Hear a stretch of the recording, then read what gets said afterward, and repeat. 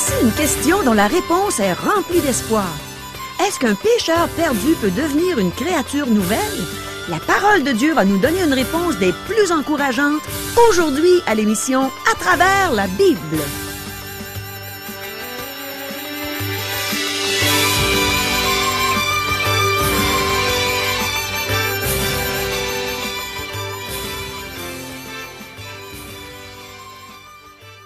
Chers auditeurs, pour en savoir davantage sur le contenu de cette émission, vous pouvez contacter en tout temps Radio Espoir via Internet à www.radioespoir.ca ou par téléphone, sans frais, au 1-877-l'Espoir, 1-877-537-7647.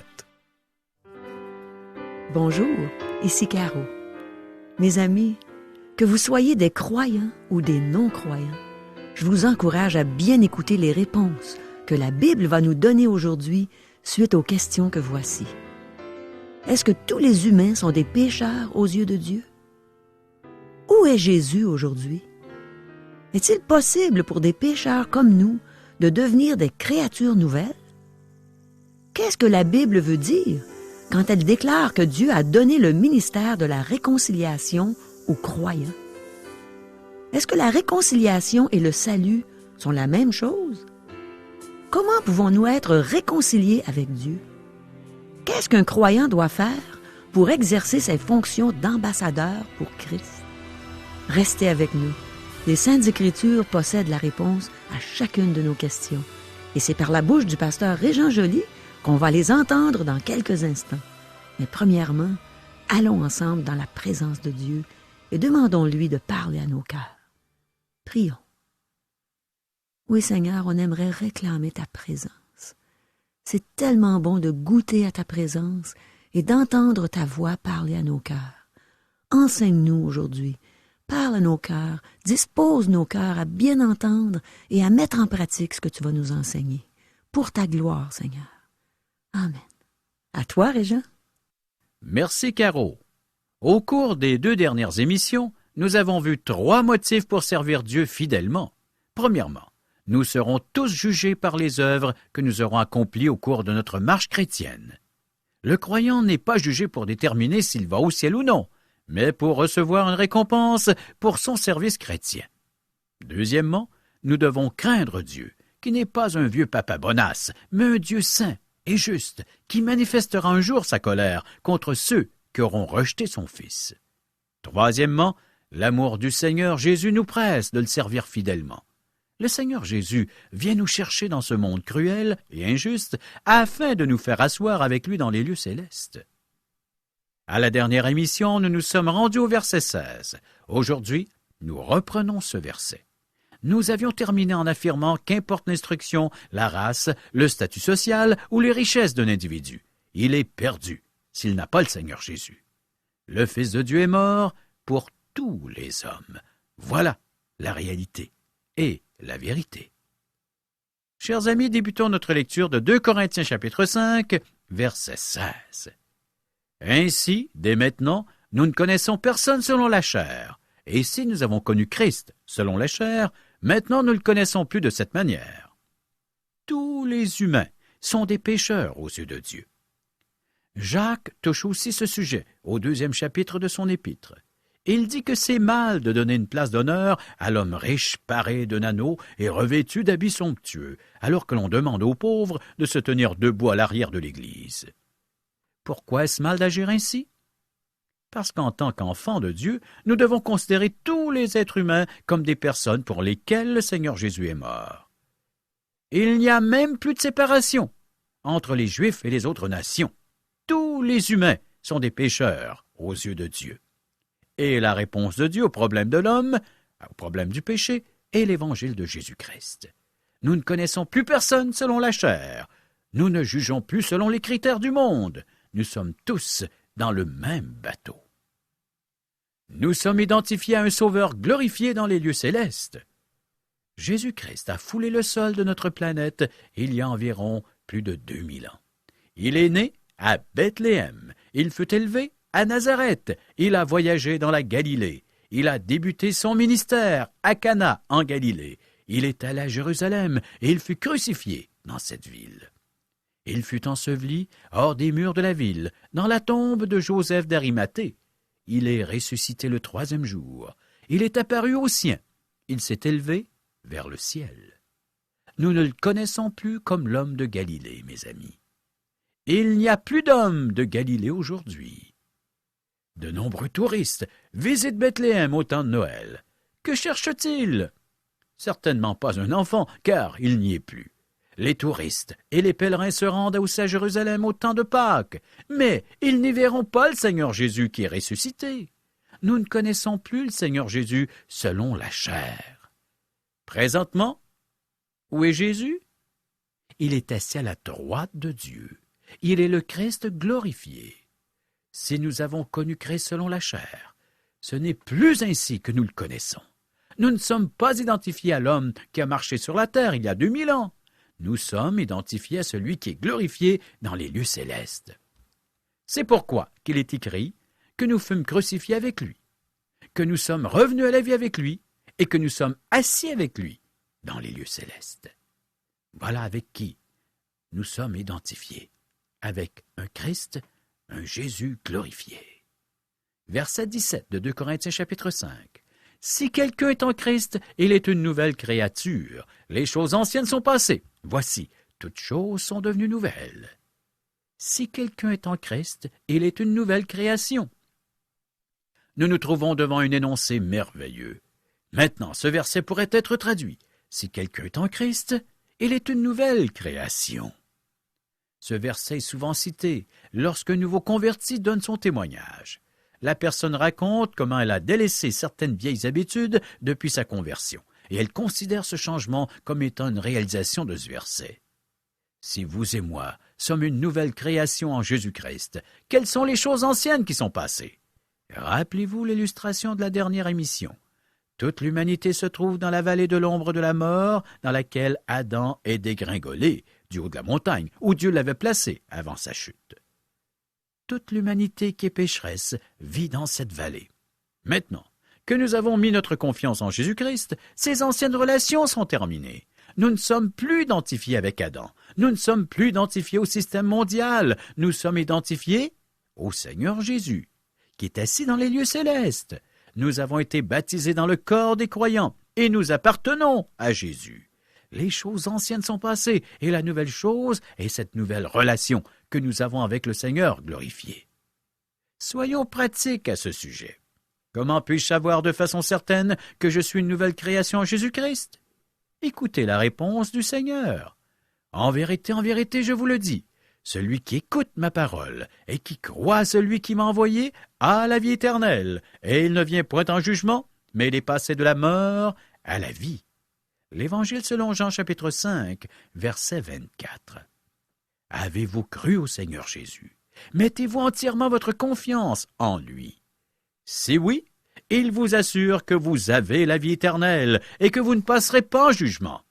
Vous êtes passé de la mort à la vie. Ceci fait de vous une nouvelle création qui n'est plus sujette à la condamnation. Vous êtes passé de la mort à la vie. N'essayez pas de fonder votre assurance sur une expérience ou sur vos sentiments. Vous êtes une nouvelle création parce que le Seigneur Jésus le dit. Le fondement de votre assurance est la parole de Dieu. Vous n'appartenez plus à l'ancienne création qui est tombée avec Adam. La nouvelle création est l'œuvre du Seigneur Jésus. Si vous avez mis votre confiance en lui, vous êtes en lui. Vous et moi sommes dans un endroit de dangereux où nous sommes exposés à la tentation. Nous allons subir plusieurs échecs, mais le Seigneur Jésus nous a rachetés et nous sommes une nouvelle création en lui. Voilà une vérité merveilleuse. Voilà ce qui nous donne la victoire, chers amis. Maintenant, Paul va élaborer le sujet. Verset 18. Et tout cela vient de Dieu, qui nous a réconciliés avec lui par Christ et qui nous a donné le ministère de la réconciliation. Oui, chers amis, Dieu nous a donné le ministère de la réconciliation. Ce ministère de la réconciliation est un appel que Dieu fait à tous les hommes perdus. Il les invite à revenir à lui avec leurs péchés, leurs fardeaux, leurs problèmes et leurs difficultés, afin qu'ils soient réconciliés avec lui. je désire prendre un moment pour examiner de plus près ce qu'est la réconciliation. Le mot est employé 2 fois dans ce verset, 2 fois dans le prochain verset et 1 fois au verset 20. Nous ne trouvons pas le mot au verset 21, mais il résume bien ce qu'est la réconciliation. Ce sujet est très important et nous étudions un passage biblique très important. Premièrement, permettez que je précise que la réconciliation et le salut ne sont pas la même chose. La réconciliation va un pas plus loin. C'est plus qu'obtenir le pardon de nos péchés, parce que la justice divine a été satisfaite par le sacrifice de Jésus-Christ. La réconciliation implique un changement, un bouleversement radical de notre relation avec Dieu. Il délaisse sa colère à notre égard et cesse d'être notre ennemi. Si quelqu'un est en Christ, il est une nouvelle création. Remarquez que c'est Dieu qui propose la réconciliation.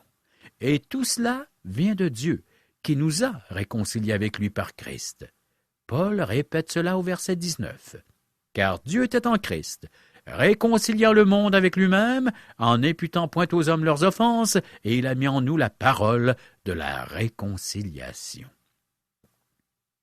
Nous sommes réconciliés à Dieu par la mort de son Fils. La réconciliation est un changement complet de notre relation avec Dieu. Mais qui est-ce qui change? Ce n'est pas Dieu, il est immuable. Il est le même hier, aujourd'hui et éternellement. Ce verset dit que Dieu nous a réconciliés avec lui, car Dieu était en Christ, réconciliant le monde avec lui-même. C'est le monde qui fut réconcilié. Dieu a réconcilié le monde. Lorsque nous jetons un regard sur le monde, nous voyons qu'il persévère dans le péché. Nous étions tous errants comme des brebis. Chacun suivait sa propre voie, nous dit le prophète Ésaïe, chapitre 53, verset 6. Mais c'est par Jésus-Christ que le monde est réconcilié avec Dieu, par la mort du Seigneur Jésus. Ce merveilleux ministère de la réconciliation est une œuvre que le Seigneur Jésus a accomplie. La mort du Seigneur Jésus est l'instrument de la réconciliation. Voici un autre verset qui traite de ce sujet. Il a voulu par lui réconcilier tout avec lui-même, tant ce qui est sur la terre que ce qui est dans les cieux, en faisant la paix par lui, par le sang de sa croix. Et vous, qui étiez autrefois étrangers et ennemis par vos pensées et par vos mauvaises œuvres, il vous a maintenant réconciliés par sa mort dans le corps de sa chair pour vous faire paraître devant lui saint, irrépréhensible et sans reproche. Citation de Colossiens, chapitre 1, versets 20 à 22. Comparez ce verset avec Philippiens, chapitre 2, verset 10, qui affirme qu'au nom de Jésus, tout genou fléchira dans les cieux, sur la terre et sous la terre.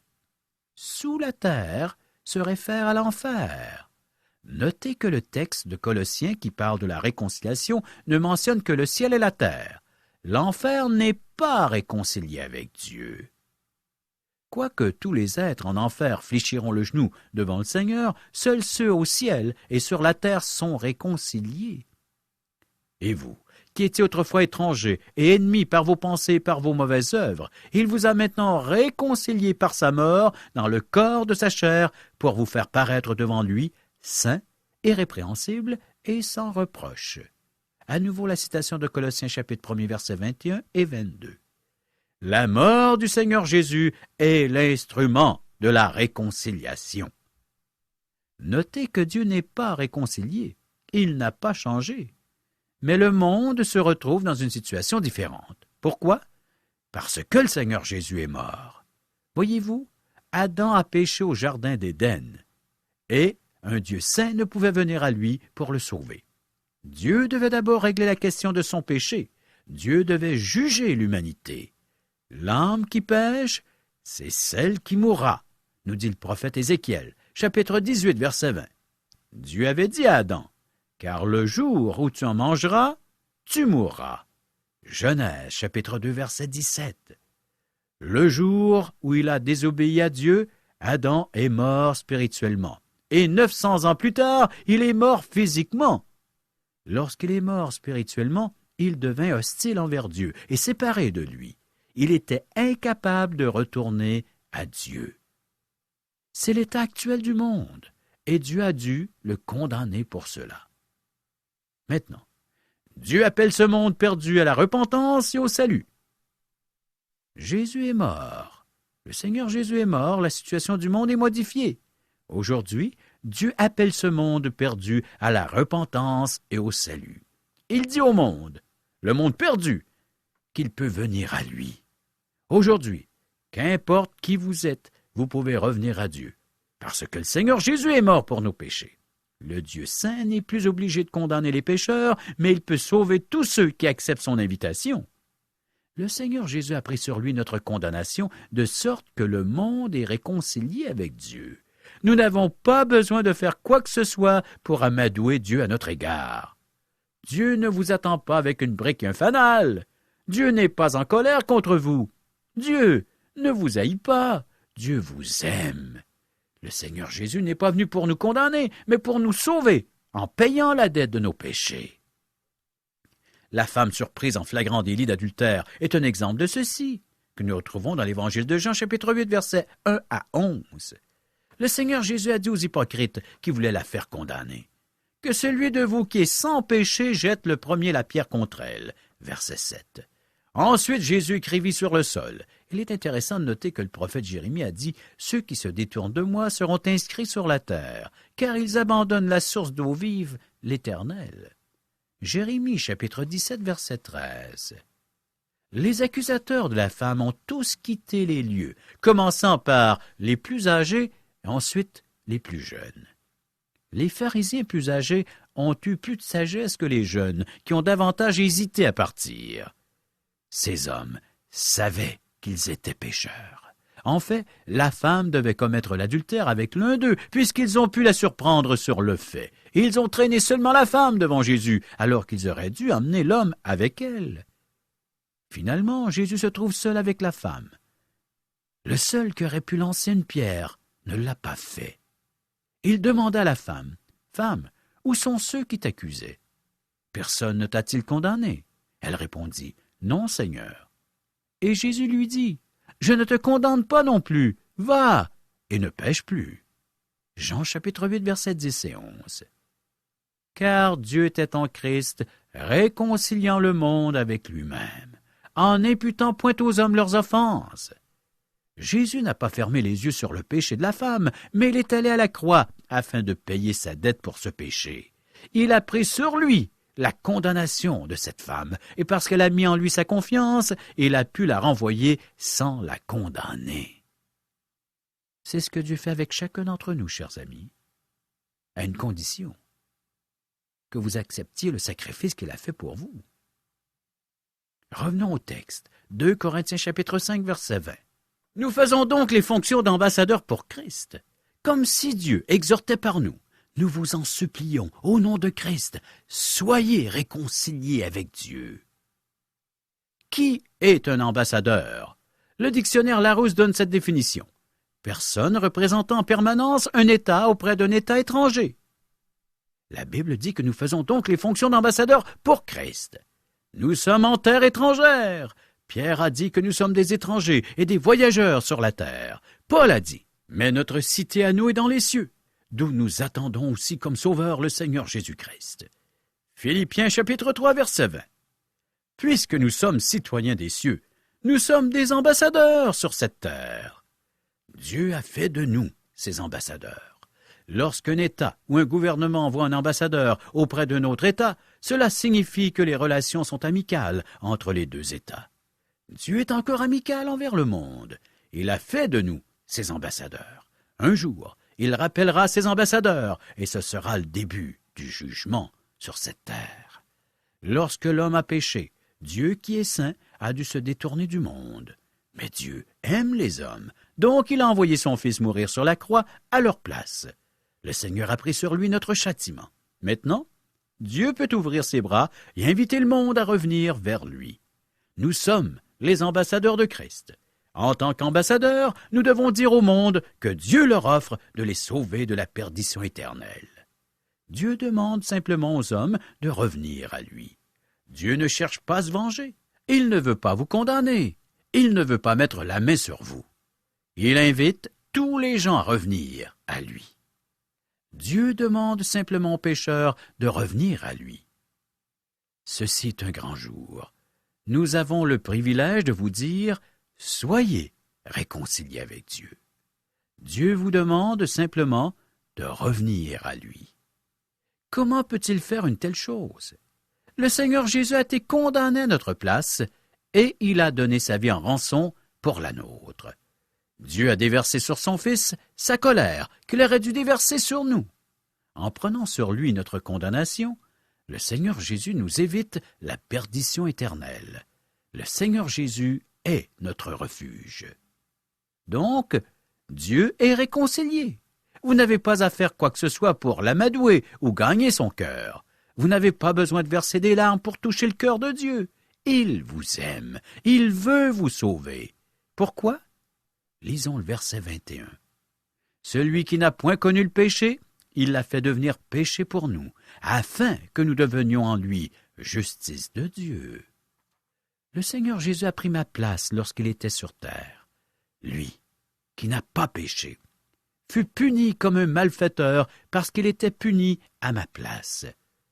Tout ceci afin que la justice du Seigneur Jésus soit portée sur notre compte et que nous nous présentions devant Dieu avec cette justice. Il m'a donné son vêtement de justice et s'est revêtu de blanc immaculé que je peux me présenter devant Dieu. Il a subi mon enfer alors qu'il était sur terre afin que je puisse être avec lui au ciel. Il a fait cela pour moi. Chers amis chrétiens, avez-vous été capable de transmettre ce message de réconciliation à quelqu'un d'autre? Qui que vous soyez, où que vous soyez, qu'importe votre état, que faites-vous aujourd'hui pour transmettre le message de réconciliation de Dieu au monde perdu? Dieu est réconcilié. Il est le même hier, aujourd'hui et éternellement. Il éprouve les mêmes sentiments pour vous que ceux qu'il avait le jour où son Fils est mort à la croix pour vous et pour l'humanité. Le monde a besoin d'entendre ce message merveilleux. Le monde est réconcilié avec Dieu, mais ils doivent revenir à Dieu dans un élan de foi. Proclamons la bonne nouvelle, mes amis. Vous êtes dans une des trois catégories de gens? Premièrement, il y a les gens qui ne sont pas sauvés. Donc, ils sont voués à la perdition éternelle parce qu'ils n'acceptent pas l'offre de réconciliation que Dieu leur fait. Êtes-vous de ceux qui refusent d'écouter les ambassadeurs de Christ qui vous sont envoyés? Vous n'avez pas à accomplir de grandes œuvres pour être réconciliés avec Dieu. Le Seigneur Jésus a payé pour vos péchés. Vous n'avez qu'à accepter l'offre gratuite qu'il vous fait à cause de sa grâce et de son amour. Deuxièmement, il y a les ambassadeurs qui ont accepté la réconciliation que Dieu leur a proposée et qui exercent fidèlement leurs fonctions. Tous les ambassadeurs de Christ ont commencé par accepter de se réconcilier eux-mêmes. Troisièmement, il y a les ambassadeurs qui négligent leurs fonctions. N'oubliez pas qu'un jour vos œuvres seront jugées et que Dieu est un Dieu saint qui doit être craint. Chers amis, qu'êtes-vous présentement? Un ennemi de Dieu? Un ambassadeur fidèle? Un ambassadeur négligent? Seuls les ambassadeurs sont assis dans les lieux célestes en Jésus-Christ. Les autres sont encore en rébellion contre Dieu. Mais aujourd'hui, nous sommes encore en période de grâce, c'est-à-dire que vous pouvez accepter l'offre de réconciliation de Dieu. Cette offre est toujours valable, du moins pour un temps. Aujourd'hui, il est valable, vous pouvez l'accepter, vous pouvez être réconcilié avec Dieu par le sang de Jésus-Christ qui a été versé à la croix pour vous. Chers amis, prochaine émission, 2 Corinthiens chapitre 6, versets 1 à 11. Merci, Régent. Je suis tellement heureuse d'être réconciliée avec Dieu. Mes amis, Régent nous a bien expliqué ce que nous avions à faire aujourd'hui. Et c'est ce que j'ai fait il y a déjà plus de 27 ans.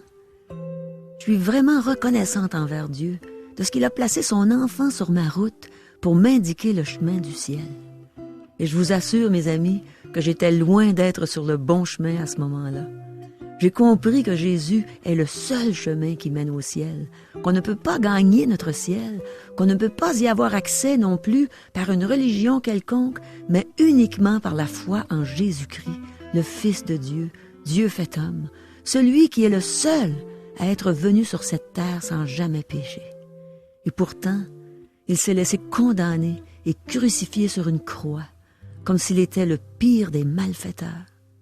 Et Dieu a agréé son sacrifice parfait. Il a accepté l'agneau sans tache qui a été immolé pour nous, pauvres pécheurs perdus. Et maintenant, tout comme la personne qui m'a présenté le Seigneur Jésus, je suis une ambassadrice pour Christ. Et ce n'est pas parce que je suis prétentieuse que je vous dis ça. C'est la parole de Dieu, c'est la Bible qui l'affirme. Régent a mentionné que Dieu nous a réconciliés avec lui par Christ et qu'il nous a donné le ministère de la réconciliation. Il a même dit qu'il a mis en nous la parole de la réconciliation et que nous faisons les fonctions d'ambassadeurs pour Christ.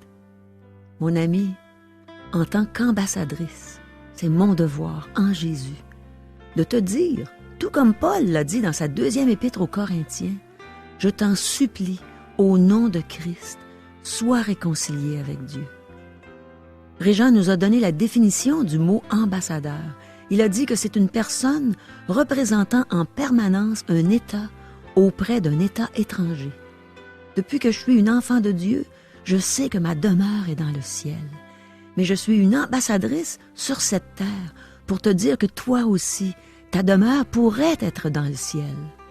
Mais tu ne peux pas y aller par tes propres moyens. Comme je l'ai dit il y a quelques minutes, Jésus est le seul chemin pour aller au ciel. D'ailleurs, il l'a dit lui-même. Tu peux vérifier dans l'Évangile de Jean, au 14e chapitre, verset 6. Il a dit « Je suis le chemin, la vérité et la vie. Nul ne vient au Père que par moi. » Mon ami, si je te disais que tu peux entrer au ciel par toutes sortes de moyens, autres que celui-ci, je te mentirais. Ce serait comme si je te disais que Jésus lui-même a menti quand il s'est déclaré être le chemin pour aller au ciel. Mais Jésus n'est pas menteur. Il est un sauveur merveilleux. Il est mon sauveur.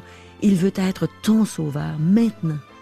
Tu n'as qu'à reconnaître que tu es un pécheur perdu, incapable de te sauver toi-même. Jésus est mort sur la croix pour toi. Et en ce moment, il t'ouvre bien grand ses bras pour t'accueillir. Repens-toi. Change de direction à l'égard du péché et demande à Jésus de te sauver, de te donner la vie éternelle. Il veut te la donner. Ne refuse pas ce beau cadeau. Tu ne sais pas s'il va te l'offrir demain. Aujourd'hui, c'est le jour du salut. Régent, je pense que les gens ne comprennent pas exactement c'est quoi un déjeuner de l'espoir. Pourrais-tu l'expliquer?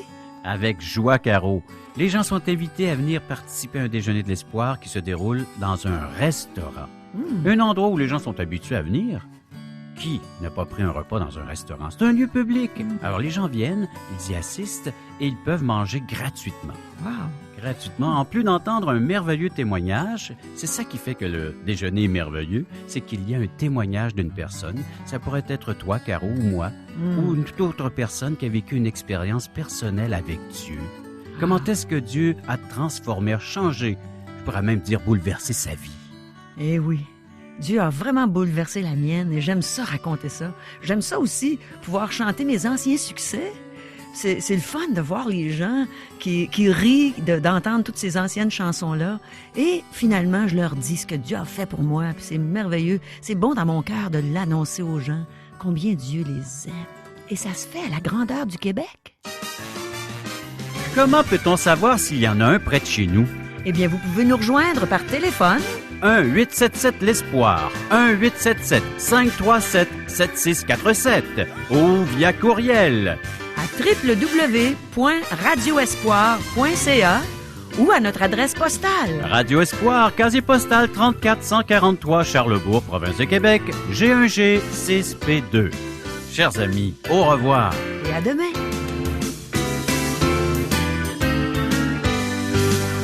Cette émission vous a été présentée par Radio Espoir.